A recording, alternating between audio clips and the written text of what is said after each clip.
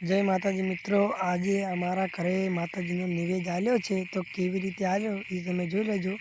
અને પ્રસાદ એ મતલબ કે બીજા બ્લોકમાં છે, પણ આ બ્લોકમાં શું શું આપ્યું એ તમે જોઈ લેજો.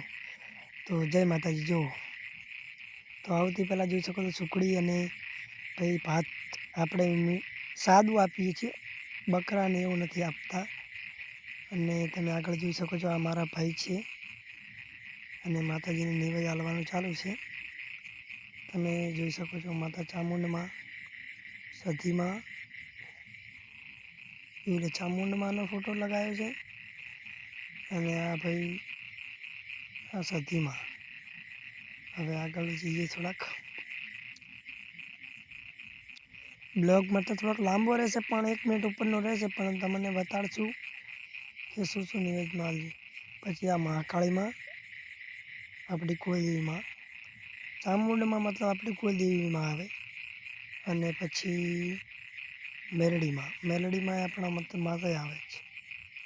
પછી આમાં આપણે બાળસુકુત્ર માતા બેઠાવેલા છે, દાદા બેહારેલા.